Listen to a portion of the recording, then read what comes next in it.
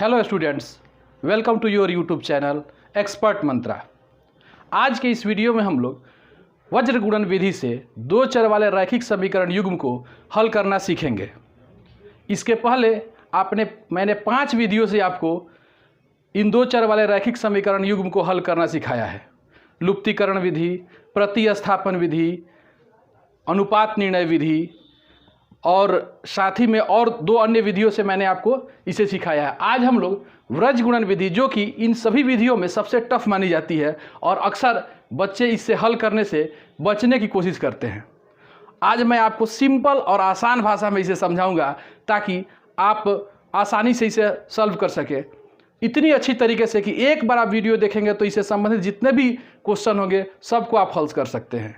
तो आइए समझते हैं व्रज गुणन विधि से कैसे हल किया जाता है प्रश्नों को। यहां पर एक प्रश्न दिया हुआ है, निम्नलिखित रैखिक समीकरण युग्मों को व्रज गुणन विधि द्वारा हल करें। 2x + 3y = 17 and 3x - 2y = 6। तो इसे हम लोग व्रज गुणन विधि द्वारा हल करते हैं। इसके लिए सबसे पहले 2x + 3y माइनस, इसको हम लिख सकते हैं, जब पक्षांतर करेंगे तो -17 = 0, इसको इक्वेशन 1 मान लेते हैं, तथा 3x - 2y -6 = 0, इसको हम लोग इक्वेशन नंबर 2 मान लेते हैं। अब यहाँ पर हम क्या करेंगे कि यहाँ लिखा जा सकता है कि a1 = जो x का कोफिशिएंट होगा, x का जो गुणांक होगा उसको हम a1 मानेंगे। a1 = 2, इसको b1 मान लेते हैं। b1 = 3 जो y का कोफिशिएंट है, और जो अचर पद है उसको हम लोग c मान लेंगे। c1 = -17, ये तो पहले वाले इक्वेशन से हुआ। दूसरे वाले इक्वेशन से a2 = 3, b2 = -2 एंड c2 = -6 होगा। यहाँ तक तो करना काफ़ी आसान है। अब इसके बाद व्रज गुणन विधि का हम लोग उपयोग करेंगे। अब यहाँ पर हम लिखेंगे वज्र गुणन विधि से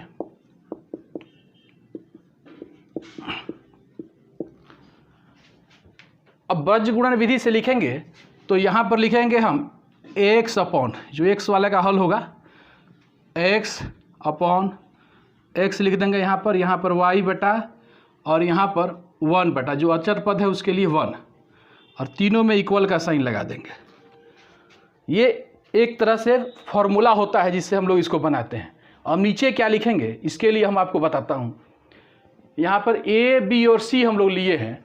अगर a, b और c को 2-2 को लेकर 3 हमको टर्म लिखना हो तो हम क्या लिख सकते हैं, ए बी लिख सकते हैं, एक बी सी लिख सकते हैं, और तीसरा सी ए लिख सकते हैं। ए बी, बी सी और सी ए। अब ध्यान ये रखना है कि जो ए बी होगा पहले वाला, उसको सबसे लास्ट में लिखेंगे। यहाँ पर हम लिखेंगे ए बी, इसके बाद वालों का यहाँ पर बी सी, और यहाँ सी ए, याद रहेगा। अब इसके बाद क्या करेंगे, जो लिखा है उसी चीज़ को उसमें से घटा देंगे।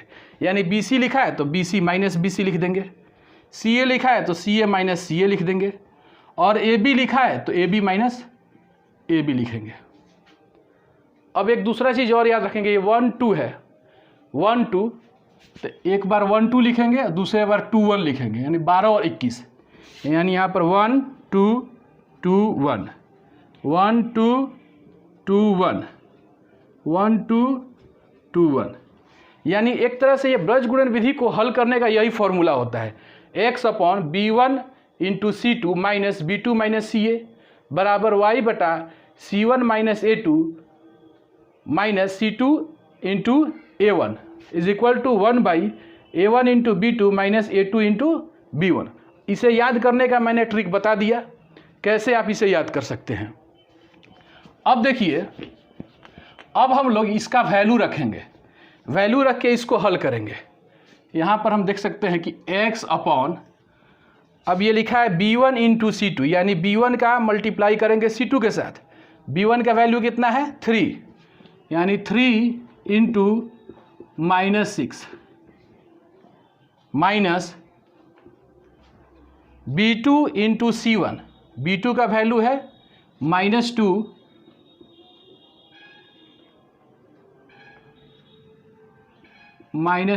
इंटू C1 का वैल्यू है -17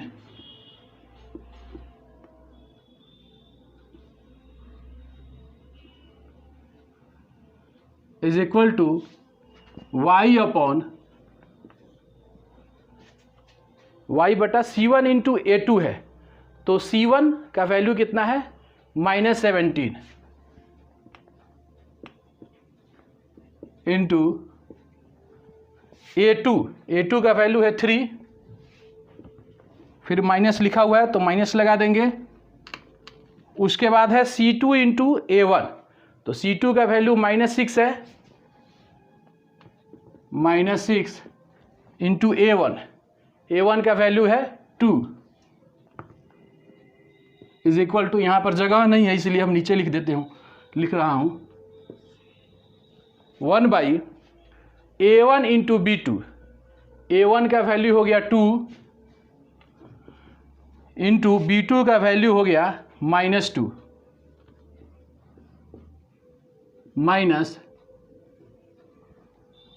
A2 इंटू B1, तो A2 का वैल्यू 3 और B1 का वैल्यू, A2 का वैल्यू 3 इंटू B1 का वैल्यू 3, तो 3 इंटू 3।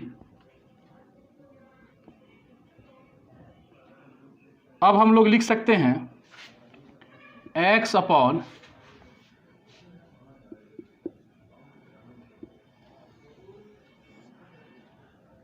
थ्री से -6 में मल्टीप्लाई करेंगे तो -18, और ये माइनस माइनस प्लस हो जाएगा तो ये माइनस हो जाएगा 34 इज इक्वल टू y बटा -17 में 3 से गुणा करेंगे तो -51 हो जाएगा, और ये माइनस माइनस प्लस हो जाएगा 6 दूना 12 बराबर 1 बटा 2 दूनी का 4 -4 और -3 3 का 9,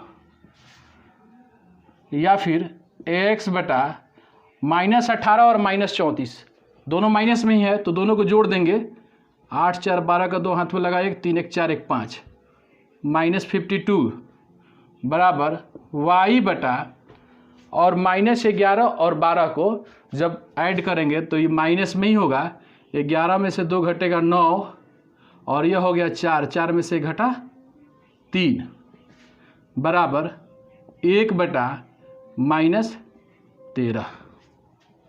तो यहाँ पर हमको आया x बटा -52 बराबर y बटा -39 बराबर 1 बटा -13। इसको हम लिख सकते हैं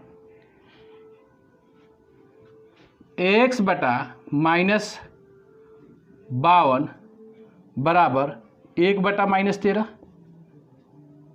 और यहाँ पर लिख देंगे y बटा -39 बराबर 1 बटा -13 लिखा जा सकता है। अब इसका क्रॉस मल्टीप्लाई जब करेंगे हम तो -13x इज इक्वल टू -52, दोनों तरफ से माइनस कैंसिल हो जाएगा, therefore x is equal to कितना हो जाएगा 52/13 यानी 4 हो गया, x का वैल्यू 4 हो गया। अब इधर जब इसको हल करेंगे हम तो -13y इज इक्वल टू -39, दोनों तरफ से माइनस कैंसिल हो जाएगा, therefore y is equal to 39/13 यानी 3।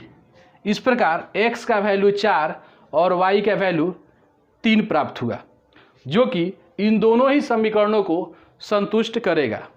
तो यह एक आसान सा विधि है भले ही टफ, लेकिन अगर आप इस फॉर्मूले को याद रखें तो आसानी से इससे हल किया जा सकता है।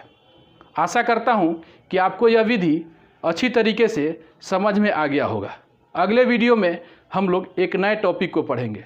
धन्यवाद।